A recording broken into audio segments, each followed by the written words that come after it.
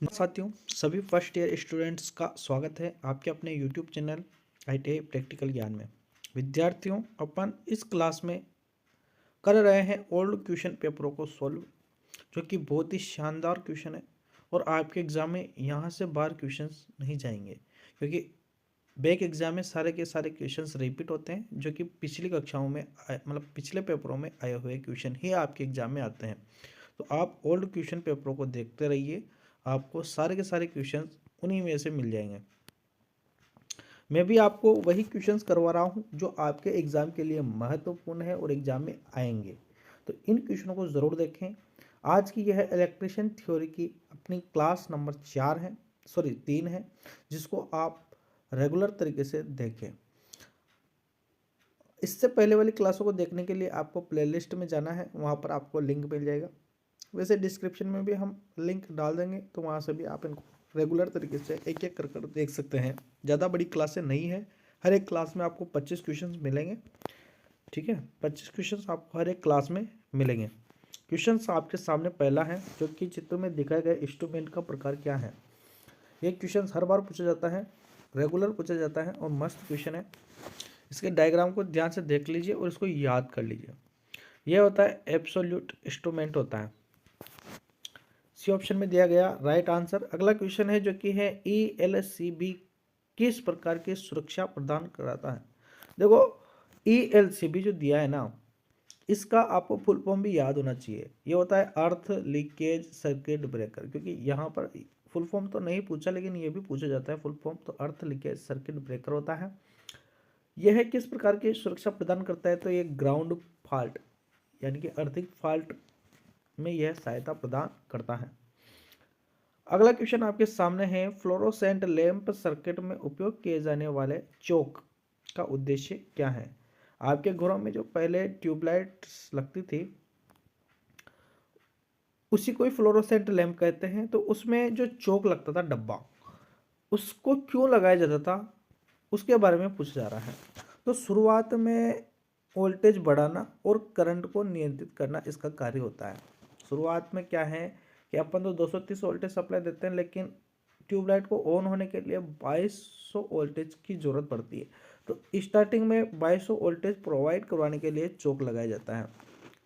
अगला क्वेश्चन आपके सामने है, एक लैंप को 3 विभिन्न स्थानों से नियंत्रित करने के लिए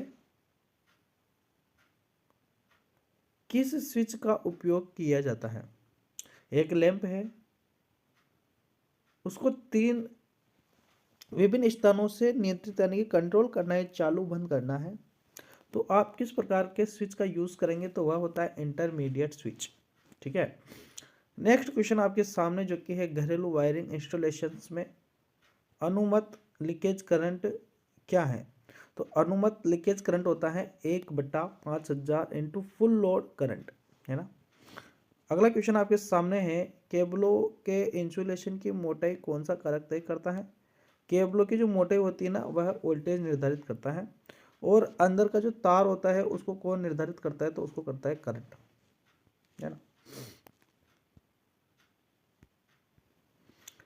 अगला क्वेश्चन है आपके सामने, 4 लैंपों को नियंत्रित करने के लिए गोदाम वायरिंग सर्किट में न्यूनतम कितने टू वे स्विच की आवश्यकता होती है। गोदाम वायरिंग में हमेशा ध्यान रखना, अगर 4 लैंप है तो 3 टू वे स्विच चाहिए। एक वन वे लगता है, बाकी 3 क्या चाहिए, टू वे चाहिए। अगर इस जगह 5 लैंप होते तो 4 चाहिए, यानी कि लैंपों से एक कम। ठीक है, अगला क्वेश्चन है आपके सामने, RLC सर्किट में प्रतिबाधा Z को कहते हैं का गणना करने का सूत्र क्या है। यदि प्रेरकीय प्रतिघात XL और धारित्र प्रतिघात XC है, तो इसके लिए फॉर्मूला ये है, Z बराबर होता है R² अंडर रूट के अंदर, है ना, और प्लस XC माइनस XL होता है का स्क्वायर होता है। ठीक है, ये ध्यान रखना है, फॉर्मूला याद रखना, ये बहुत बार पूछा गया है और हर बार पूछा ही जाता है। अगला क्वेश्चन आपके सामने चित्र में दिखाए अनुसार शंट प्रतिरोध मटेरियल का नाम क्या है। इस मटेरियल यानी कि डायग्राम जो छपा हुआ है, इस चीज़ का नाम क्या है, तो इसको कहते हैं मैग्नानिन। क्या कहते हैं, मैग्नानिन कहते हैं। यूरेका जो होता है, यह स्टार्टर के अंदर लगता है, DC मोटर के स्टार्टर के अंदर। नाइक्रोम जो है वह हीटर्स के अंदर लगता है, कॉपर से वाइंडिंग की जाती है, ध्यान रखना। क्वेश्चन है आपके सामने जो कि है 90 वर्ग mm 3.5 कोर अंडरग्राउंड केबल के न्यूट्रल कोर का आकार क्या होता है? तो वह होता है 45 mm²।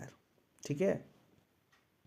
अगला क्वेश्चन है आपके सामने जो कि है मैग्नेटोमोटिव फोर्स की इकाई क्या है? एम्पियर टन होता है। मैग्नेटोमोटिव फोर्स जो है ना, इसका फॉर्मूला होता है F बराबर NI होता है ना। N यानी कि टन होते हैं, I यानी कि धारा, तो एम्पियर टन आपका यहाँ पर कंप्लीटली सही आंसर हो जाएगा।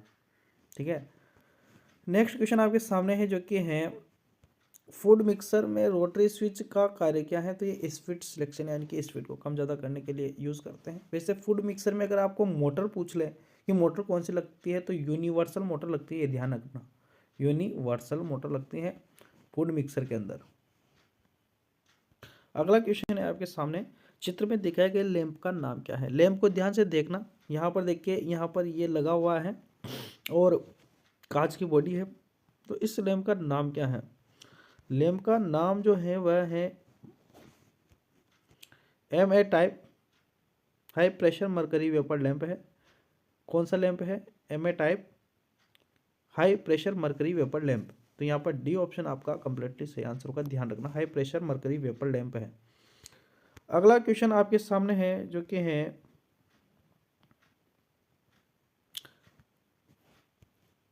High pressure sodium vapour lamp circuit में लीक ट्रांसफार्मर का क्या कार्य है? तो प्रारंभ में हाई वोल्टेज प्रज्वलित करने के लिए यूज करते हैं, ध्यान रखना। नेक्स्ट क्वेश्चन आपके सामने है जो कि है BIS के अनुसार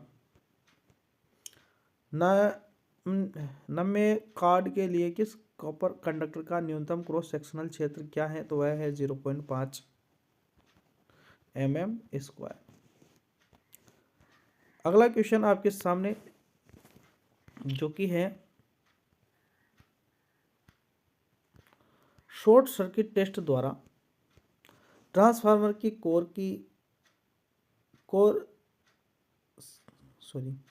शॉर्ट सर्किट टेस्ट द्वारा ट्रांसफार्मर की कौन सी हानि निर्धारित की जाती है? तो यह होती है कॉपर हानि।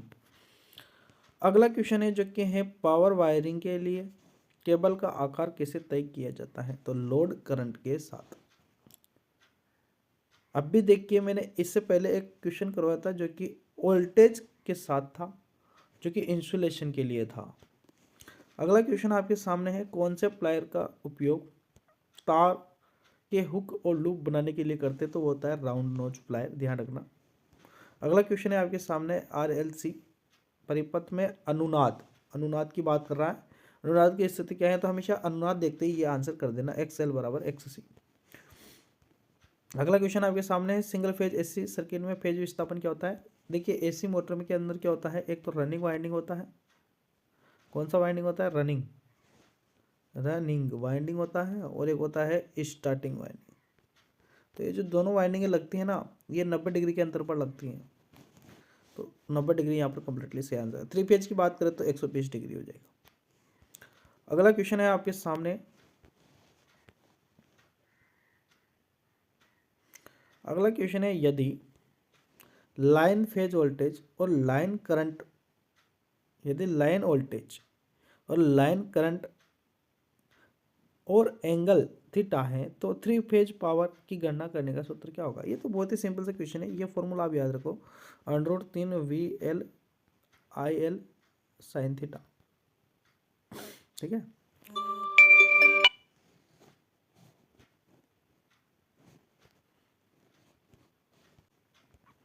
अगला क्वेश्चन है आपके सामने जो कि है, नए घरेलू वायरिंग इंस्टॉलेशंस के इंसुलेशन को टेस्ट करने के लिए किस प्रकार का उपकरण उपयोग किया जाता है? तो वह होता है मेगर। इंसुलेशन प्रतिरोध मापने के लिए मेगर का ही यूज करते हैं। अगला क्वेश्चन से, कौन सी राशि किसी चालक में ऊष्मा उत्पन्न करने का कारण बनती है? तो वह होती है करंट का वर्ग, क्योंकि E बराबर होता है I² RT। तो यहाँ पर R और T तो दिया नहीं है, लेकिन यहाँ पर I² जरूर दिया है, जो कि यहाँ पर दिया गया है। ठीक है। प्रतिरोध दिया है, लेकिन प्रतिरोध का वर्ग नहीं है, ओनली प्रतिरोध होता तो अच्छा रहता। अगला क्वेश्चन आपके सामने है जो कि है ल्यूमिनस फ्लक्स की इकाई क्या होती है? ल्यूमिनस फ्लक्स की इकाई होती है ल्यूमेन। ल्यूमिनस फ्लक्स की इकाई क्या होती है? ल्यूमेन होती है। ज्योति तीव्रता की इकाई होती है कैंडेला। ध्यान रखना, ज्योति तीव्रता की क्या होती है? तो कैंडेला होती है। अगला क्वेश्चन आपके सामने है, बैटरी चार्जर के दौरान हाइड्रोमीटर का उपयोग किस उद्देश्य से किया जाता है? तो इलेक्ट्रोलाइट के विशिष्ट गुरुत्व को मापने के लिए करते हैं। बैटरी की चार्जिंग मापी जाती है हाइड्रोमीटर के द्वारा। ठीक है। अगला क्वेश्चन आपके सामने है, क्वेश्चंस आपके 25 क्वेश्चंस पूरे हो चुके हैं इस वीडियो के। आगे और अपन क्वेश्चंस लेके आएंगे इलेक्ट्रिशियन थ्योरी के। जब तक आपका एग्जाम नहीं हो जाता तब तक रेगुलर तरीके से क्लासेस देखते रहिए। अगर आपने पहले वाली क्लासेस नहीं देखी है तो उनको ज़रूर देखिए। इससे आप लगभग 75 क्वेश्चंस इस वीडियो तक हो जाएंगे, क्योंकि 2 क्लासें हमने पहले करवा दी हैं, तो उन क्लासों को भी आप ज़रूर देख लें। उनमें भी आपको ओल्ड क्वेश्चंस ही मिलेंगे, जो कि बहुत ही शानदार क्वेश्चंस हैं, जो कि आपके एग्ज़ाम के लिए बहुत फ़ायदा होगा। ठीक है, मिलेंगे नेक्स्ट वीडियो में, तब तक के लिए धन्यवाद, शुक्रिया।